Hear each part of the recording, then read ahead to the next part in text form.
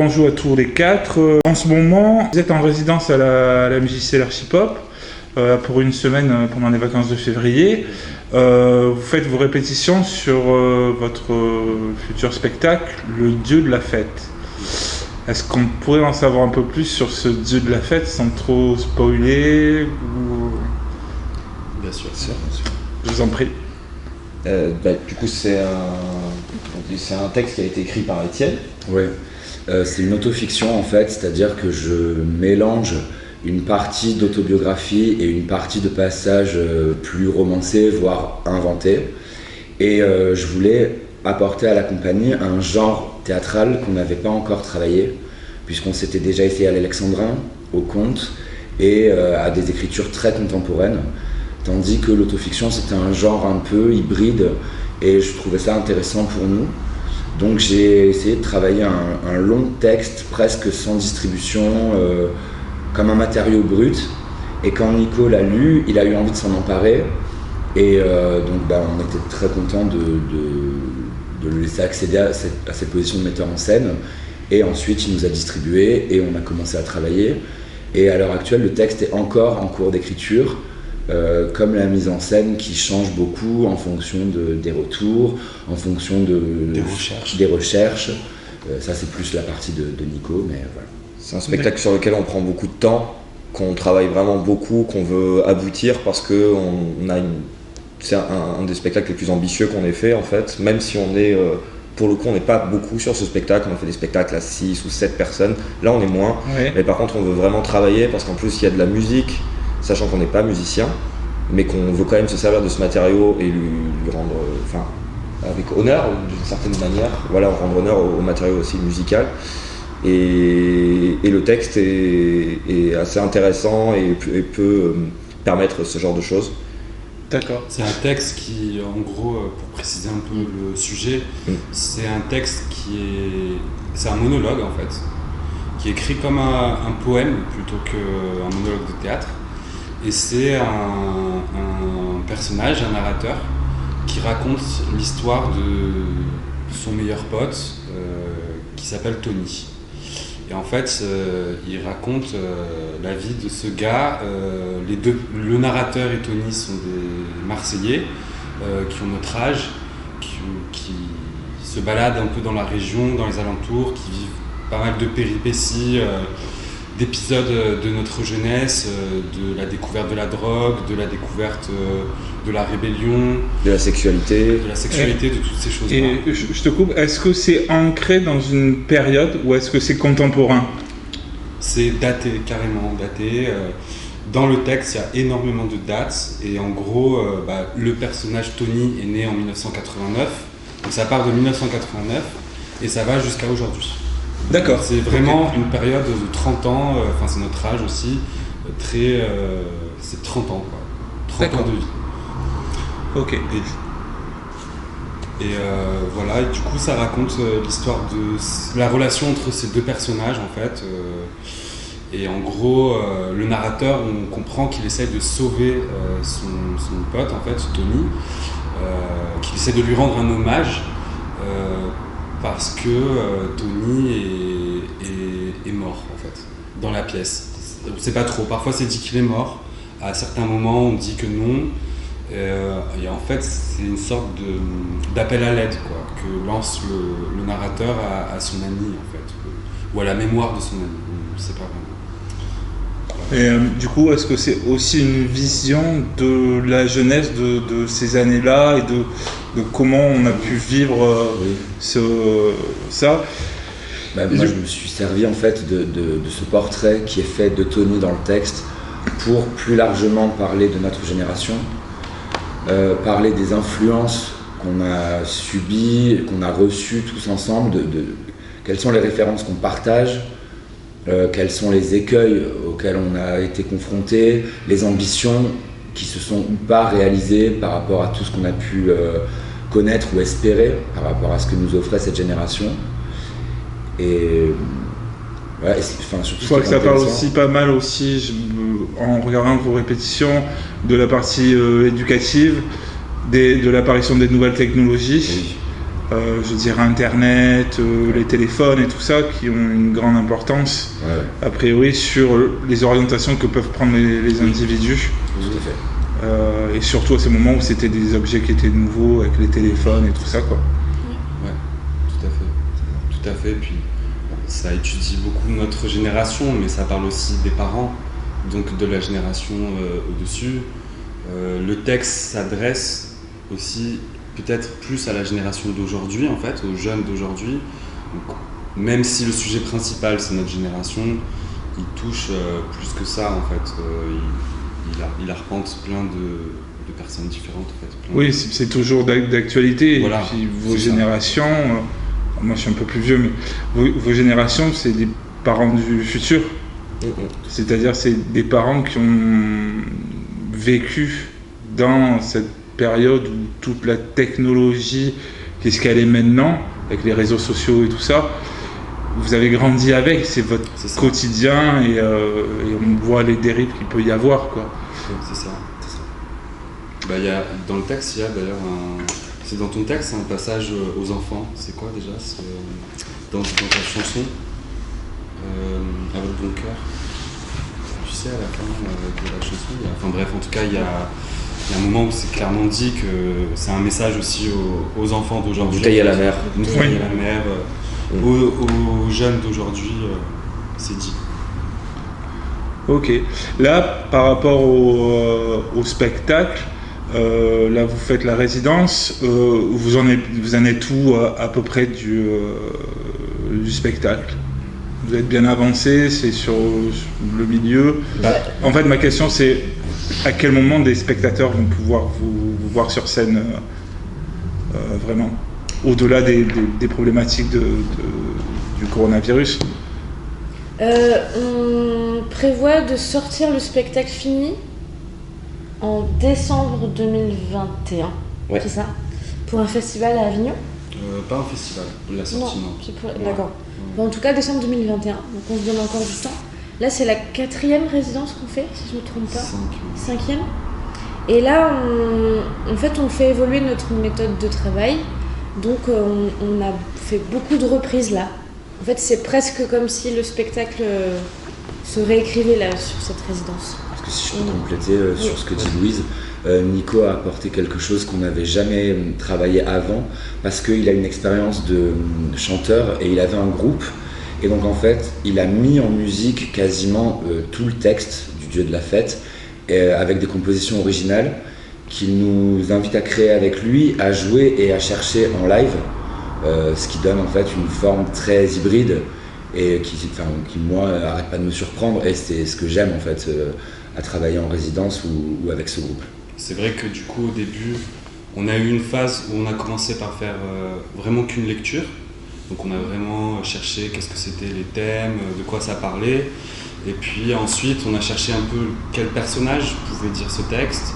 Ensuite quelles sont les musiques qu'on peut faire. Donc on a composé vraiment que les musiques, on s'est mis comment on chante ce passage de texte, comment on fait ça. Et c'est vrai que là on est dans une phase du travail cruciale où on remet tout ensemble en fait. D'accord. Où tout se lie maintenant et où vraiment on constitue les scènes, la version définitive en fait du travail. On a fait beaucoup de tests dans toutes ces directions-là, et là aujourd'hui ce qu'on fait c'est la version définitive en fait. D'accord. Et si je comprends bien, l'apport de la musique, c'est une nouvelle expérience au niveau de la mise en scène de vos spectacles. Et a priori, Nicolas, ça serait toi qui aurais apporté ça.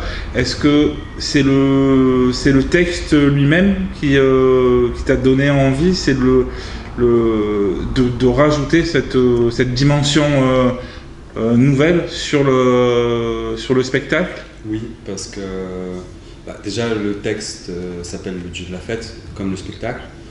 Bon, le Dieu de la fête pour nous, c'est la musique à un moment aussi, forcément. Il y a beaucoup de références musicales dans le texte. Et puis, comme c'est un poème, c'est-à-dire qu'il a une rythmique particulière qui n'est pas celle d'une réplique de théâtre. Et j'avais envie de montrer ça. Et la musique, quand un comédien dit un texte ou qu'il le chante, accompagné par la musique, ça met en valeur aussi cette forme poétique en fait. Ça le fait entendre aussi, ça aide à le faire entendre. Et en plus de ça, maintenant, nous on a pris la musique aussi comme un outil de jeu. C'est-à-dire qu'on ne vient pas jouer juste pour que ça fasse joli. Ça a du sens dans la mise en scène, dans le spectacle, pour ce qu'ils font. En fait, ça apporte du sens aussi même dans les relations entre les personnages. Comme pourrait être un décor ou un outil dont vous servez, ça vient apporter un plus. Ça augmente la valeur aussi de... D'accord. Donc, on a dit octobre, c'est ça ? Décembre, pardon. Décembre sur Avignon. Au théâtre. Alors, une question qui n'était pas forcément prévue au départ, mais c'est par rapport à une compagnie comme la vôtre, comment ça se passe quand vous faites un spectacle, d'accord, vous le créez, donc vous avez du temps pour le créer, vous faites plusieurs résidences et tout ça, vous le menez au bout, et ensuite, comment ça se passe pour, alors je sais pas si on peut dire vendre, mais pour pouvoir vendre. Alors, on va pas passer 2 heures, mais c'est juste pour montrer aux jeunes qui voudraient faire ça, c'est de se dire, bon, c'est bien la création, mais après, il faut bien vivre et puis il faut vendre son spectacle. Et là, comment ça se passe ? Est-ce que vous avez un manager ? Est-ce que c'est vous qui faites tout vous-même ? Non, pour l'instant, on est autoproduit. Ouais. Là, on a fait des démarches cette saison avec Nicolas pour être subventionné par la région, le département.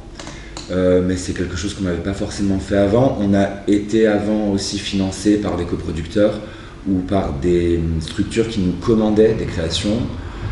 Mais après, une fois que la pièce est créée, certaines compagnies ont la chance de bénéficier d'un chargé de production ou d'un chargé de diffusion, mais c'est généralement des personnes qu'il faut salarier, donc ça coûte un certain prix. Quand le spectacle nécessite plusieurs interprètes, de la technique, ça a un coût. Et ensuite, il y a différents modes de vente de spectacle. Une session, c'est-à-dire on vend notre spectacle au prix coûtant à une structure qui en a les moyens.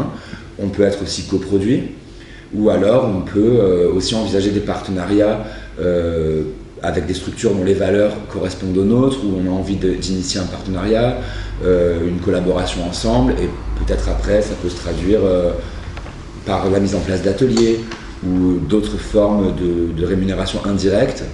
Mais c'est vrai que c'est la partie la plus complexe parce qu'il faut être patient, il faut être endurant, il faut pouvoir aller frapper aux bonnes portes, qu'elles aient des places et des moyens. Enfin, c'est vraiment... Et autant que être comédien c'est un métier, vendre un spectacle c'est un métier aussi. Tout à fait. Et ça, on n'est pas formé pour ça dans les écoles de théâtre. C'était ma deuxième question, c'est que quand vous faites vos formations, je ne sais pas exactement, mais il y a cette partie-là du travail n'est pas forcément abordée. Je ne connais pas toutes les formations. Maintenant, ça commence en fait. C'est vrai que depuis quelques années, c'est en train de changer, même dans les conservatoires, dans beaucoup d'écoles, ça commence à être abordé. Nous, à la fac, on avait un peu ça.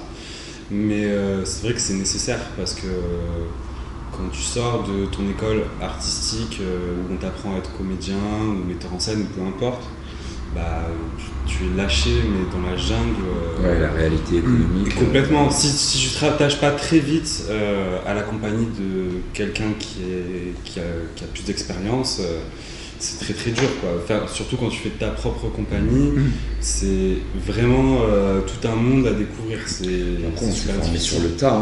Louise, pendant très longtemps, mais même aujourd'hui, s'occupe de nos fiches de salaire. Nico s'est formé sur le tas à faire nos bilans comptables. Moi, je me suis formé à d'autres types d'administration. Et après, c'est vrai que oui, il faut se former sur le tas. Moi, j'ai quand même fait une formation après spéciale pour ça, de gestion d'entreprise culturelle. À Marseille, il y a un organisme qui donne des formations gratuites sur sélection de dossiers. D'accord. Et qui fait ça, il y a beaucoup de gens qui le font à Marseille. Mais ça prend du temps, quoi. Il faut considérer qu'il y a le travail artistique et tout le travail administratif. Et en fait, le travail administratif prend largement autant de temps que... Sinon plus. Voire plus. Oui, c'est 80%. Oui. Après, on sent bien, moi, quand je vois, il y a quand même derrière une passion de ce que vous faites. et la passion, des fois, ça aide aussi à dépasser Bien sûr. certaines Bien limites. sûr, bien sûr. Mais dans ce que vous me dites, ce qui est intéressant, c'est que, je veux dire, quand on a envie, quand on est porté par un projet, et je pense que le fait d'être plusieurs aussi, ça aide. Je veux dire, le soutien de chacun et tout ça. Ça veut dire que moi, je m'adresse c'est surtout aux jeunes que je fréquente ici, c'est que c'est possible. C'est que, je veux dire, ça coûte du temps, ça coûte de l'énergie, des fois c'est dur, mais c'est possible. Du moment où on a la capacité et l'envie de s'investir, c'est tout à fait réalisable. Et je veux dire, avec de la passion et de la communication et du travail, c'est largement possible. Et du temps. Facile, mais c'est possible. oui, et du temps. Et après, il y a d'autres formules qu'on fait aussi. Par exemple, on joue dans les théâtres, mais on joue aussi chez les gens, par exemple, dans leur salon, dans leur maison, dans leur jardin. Donc on a tout un réseau comme ça où si les structures ne prennent pas nos projets ou si nous on a envie de jouer et que financièrement ça ne suit pas forcément, eh ben, on trouve ces autres biais aussi pour quand même faire notre travail et rencontrer les gens et proposer notre art par d'autres voies. Et du coup, est-ce que vous êtes impacté par la crise ? Est-ce que ça a eu des effets pas forcément top sur votre fonctionnement et sur l'avancée des projets ? Bah oui et non. Avec ce projet, on a de la chance. Ouais. Avec ce projet, on est passé entre les gouttes à chaque fois qu'on a eu une résidence ou quoi, c'était pile au bon moment. Et du coup, avec ce projet, on a de la chance. Mais pour nos autres projets, par contre, là, c'est quand même... C'est compliqué. Ouais, là, c'est Bah, pas joli. si on prend le concret de la chose, comme tout le monde, on a impacté financièrement parce que les lieux sont fermés, parce qu'on ne peut pas jouer et parce que les annulations ont encore lieu à l'heure actuelle, où on nous annule encore des dates sur avril, juin. Et en fait, ce qui crée des reports pour toutes les compagnies, tous les lieux, et du coup, ça va créer un système de problématiques en chaîne qui va durer encore longtemps. Et on ne va pas s'en sortir comme ça, mais bon, voilà. Mais après, en dehors de ça, je trouve qu'il y a aussi du positif parce que on a plus de temps pour travailler. Ouais. Les échéances sont moins proches, donc... Et puis on a travaillé sur d'autres choses, la mise en place de subventions, on a restructuré entièrement le fonctionnement administratif et économique de la compagnie, chose que quand on crée les spectacles, on n'avait jamais le temps de faire. On répète plus longtemps, en cherchant plus. Et il y a un endroit aussi humainement où dans la compagnie on fonctionne un peu comme une famille qui s'entend très bien.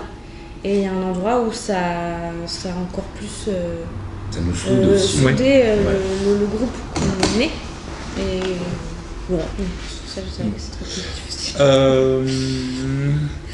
aussi. Du coup, redites-moi, décembre à Avignon. Il y aura aussi une étape publique en octobre à Aubagne, D'accord. dans le festival Place aux Compagnies. Le spectacle ne sera pas encore complètement fini, mais on le montrera au public quand même. D'accord. Ok. Du coup, est-ce que vous avez quelque chose à dire sur vous ou sur la compagnie et au-delà du Dieu de la fête, des projets en cours ou voilà. Comme l'a dit Louise, depuis 2015 avec Vincent, on a mis en place ce format de théâtre chez les particuliers qui a donné lieu à plein de petites formes espéros sur des thèmes très variés. Et depuis 2 saisons, avec Louise, on a monté un duo qui vise à vulgariser la sexualité et le BDSM chez les gens, comme une espèce de soirée Tupperware sur le BDSM qui s'appelle Sailor et Loulou, où on vient parler des clichés que véhicule le genre, la sexualité, le sadomasochisme, et on vient aussi partager des techniques et des savoir-faire pour que chacun puisse s'amuser et explorer de façon amusante sa sexualité. Complètement. Et il y a aussi la suite dans les formats comme ça pour les particuliers. Il y a eu des monologues féminins écrits par Étienne, et là il y en a 2 qui vont arriver normalement. Il y en a un sur Frida Kahlo et un sur Marilyn Monroe. Très bien. En cours d'écriture et qui vont exister dans... Qui sont écrits et qui sont prêts à être travaillés. Voilà. Très bien. Et où est-ce qu'on peut vous retrouver ? au travers des réseaux sociaux. Est-ce que la compagnie a un site? Oui. Plusieurs sites peut-être? Tout vient d'être remis à notre Tout est neuf, tout est parmi Parce qu'on a une des sauvage. voilà. donc, D'accord. On a un site, un Facebook, une chaîne YouTube, un Instagram. un SoundCloud. On refuse d'avoir un TikTok. Vous trouvez comment quand même? Oui, en tout cas, il faut Ça, taper Esperos sur Facebook et Avec un H. avec un H, Oui. H-E-S-P-E-R-O-S. Et ensuite, le site, il faut taper Esperos Gym Don. C'est sur C'est sur la Gym. page d'accueil Facebook. Oui. Donc ça c'est Instagram, c'est Esperos Company avec un Y pour l'international. Et voilà, donc le site, le Facebook, l'Insta, le SoundCloud avec des extraits du Dieu de la fête. Pour l'instant, pas encore. Non. Pas encore. Non. Bientôt. D'accord, Bientôt. SoundCloud, on est d'accord que c'est que des podcasts audio. Hein. Ouais, Oui. mais du coup, c'est les extraits musicaux du spectacle. Voilà. D'accord, c'est ça. À venir. c'est ça. Ok. Et j'ai déjà pas mal. Et la chaîne YouTube. Et la chaîne YouTube. D'accord. Et le Facebook. Bon, dans tous les cas, on mettra tous les liens, nous, Super. dans les commentaires et tout ça. Et, alors, une dernière question pour clôturer l'entretien. Esperos, d'où vient ce nom? Bon, pour moi, ça fait de l'espoir, mais je suis pas sûr que ça soit exactement ça, quoi. Non, en fait, c'est une divinité de la mythologie grecque, c'est le dieu du silence. Et c'est aussi une référence à l'étoile du matin. C'est assez mystique, et c'est très joli. Et sur Wikipédia, c'est très bien expliqué. Très bien. Eh bien, merci beaucoup. Je vais vous laisser continuer à travailler. Merci. Et puis, on espère que tout va bien se passer pour vous. Oui, oui. Tout va bien se passer. Merci beaucoup. Merci. Merci beaucoup.